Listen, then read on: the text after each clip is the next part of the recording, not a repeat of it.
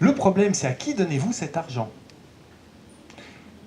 Et comme la plupart des banques ont perdu finalement leur métier de base qui était de prêter à l'économie réelle, quand vous confiez cet argent essentiellement aux banques, la seule chose qu'elles savent faire, c'est racheter des biens existants. C'est-à-dire qu'elles ne vont pas être capables de prêter à des gens qui construisent des biens existants, elles vont racheter des biens existants. Si vous êtes plusieurs à vouloir racheter un bien existant, la valeur de ce bien monte et vous avez la création d'une bulle.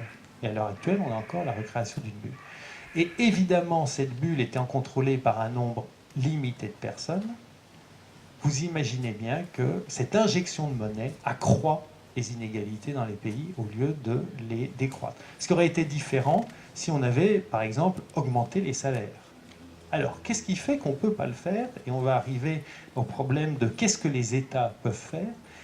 Et c'est justement ça le problème, parce qu'on a connecté toutes les économies qui sont ouvertes, qui sont en compétition, mais il n'y a pas d'État mondial. La pensée de Keynes, du contrôle de l'économie, implique que vous avez un État qui est de même taille que le marché. C'est pour ça d'ailleurs que Keynes, dans un texte très célèbre qui date de 1934, explique qu'il renonce qu'il reconnaît qu'il s'est trompé dans sa vision libérale, qu'il faut retourner à une régulation, et notamment de la finance, au niveau national. En absence d'un accord entre les États, chaque État se trouve dans la situation suivante: si je fais de la relance en augmentant les salaires, je perds de la compétitivité. Et donc, ma balance des paiements, en gros, mes produits deviennent trop chers, je ne les vends plus. Donc, je ne peux pas le faire. Donc la seule solution que j'ai, par exemple, ça va être, pour regagner de la compétitivité, c'est ce qu'on entend, c'est d'ailleurs ce que va faire notre gouvernement actuel, c'est de faire baisser les salaires. C'est ce qu'avait fait l'Allemagne, d'ailleurs, dans les années 2000. Mais si tout le monde fait ça, évidemment, on arrive à une catastrophe. Le FMI, la Banque mondiale et l'OCDE disent maintenant que le principal problème de l'économie mondiale, ce sont les inégalités. Ça, on ne l'avait jamais vu depuis 40 ans. C'est-à-dire que les organisations internationales elles-mêmes disent que les inégalités, et dans un raisonnement qui n'est pas notre raisonnement, c'est pas un groupe de chrétiens sociaux qui se réunissent en disant c'est pas bien les inégalités, ils disent les inégalités nuisent à la croissance. J'ai dit en introduction que l'idéologie du trickle-down, c'est de dire, et ce qu'on entend souvent, c'est qu'on ne peut partager la richesse que si elle a été créée.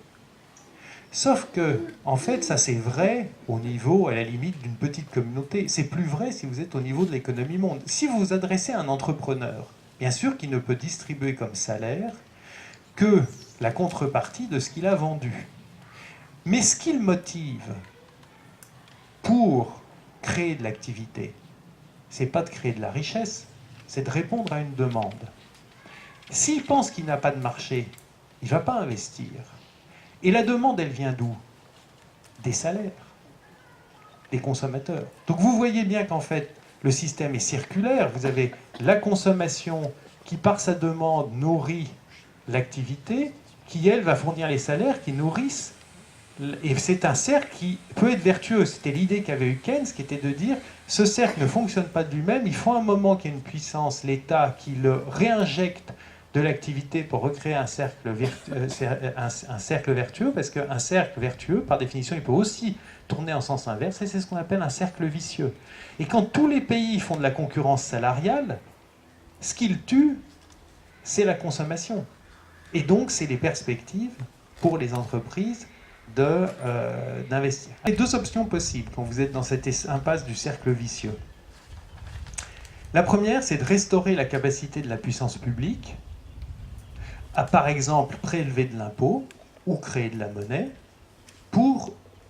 mais non pas pour le prêter aux banques, mais pour relancer l'activité. En gros, l'État va lui-même faire des investissements, ces investissements vont relancer l'économie et vous aurez plus ou moins un cercle vertueux. Ça, c'est la première possibilité. La deuxième possibilité, qui revient à peu près au même, c'est de faire une guerre mondiale. Alors ça, c'est extrêmement efficace, c'est ce qu'explique bien Piketty. D'abord parce que là, vous n'avez aucune discussion, vous levez l'impôt sans problème. Deuxièmement, vous produisez des choses qui demandent beaucoup de main-d'œuvre, etc. C'est l'armement. Et troisièmement, vous détruisez massivement des biens. Et donc, vous relancez la consommation à l'issue de la guerre.